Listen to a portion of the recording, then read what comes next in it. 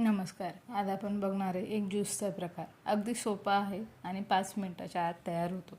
आता इथे मुलांना पेपरवरून आल्यावर काहीतरी थंड प्यावं वाटते, त्यामुळे मी हे ट्राय केलं. खरंच खूप छान होती टेस्ट आणि पहिल्या वेळेस केलं आणि तुमच्यासोबत शेअरसुद्धा केलं. खरंच चांगलं लागलं. थोडंसं टरबूज घेतलं आणि ते कापून घेतलं. तसं खायपर्यंत म्हटलं मी तुला याचं काहीतरी करून देतो. तो म्हणे मला प्यायला पाहिजे मम्मी, खायला नाही पाहिजेत. त्याच्यामुळं मी थोडंसं केला प्रयत्न की असं करून पाहू आपण, जर चांगलं लागलं तर दुसऱ्या वेळेस मी परत करून देईल. तर इथे मी टरबूज घेतलं, त्याच्या साली काढून घेतल्या, ते कापून घेतलं पूर्ण. आता हे थोडं जाडं कापून घ्यायचं आपल्याला, मिक्सरमध्ये बारीक होईल असं. आणि याच्यातल्या बियासुद्धा आपल्याला काढून घ्यायच्या आहे.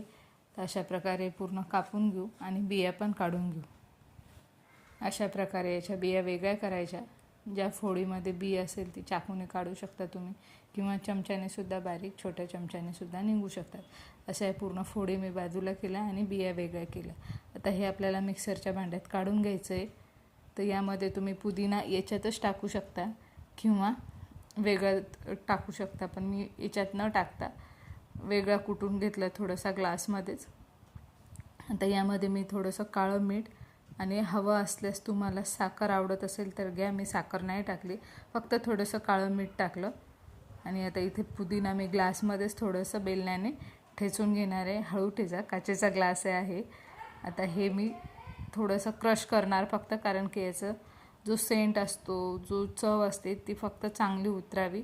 यामध्ये टाकल्यावर तेवढी नाही उतरणार, त्याच्यामुळे मी ग्लासमध्येच हे करून घेतलं, क्रश करून घेतला तो पुदिना. आणि तसाही पुदिना चाकूने कापल्यापेक्षा किंवा मिक्सरमध्ये काढल्यापेक्षा असा करून बघा, याचा फ्लेवर आणि टेस्ट खूप छान लागते.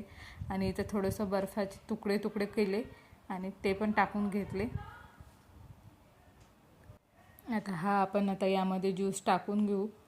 पुदिना मी पहिलेच टाकलेला आहे, नंतर हे चमच्याने आपल्याला मिक्स करावे लागेल. आणि मस्तपैकी याच्यात जर टाकलं तरी चव चांगली लागेल, पण मी असा केला.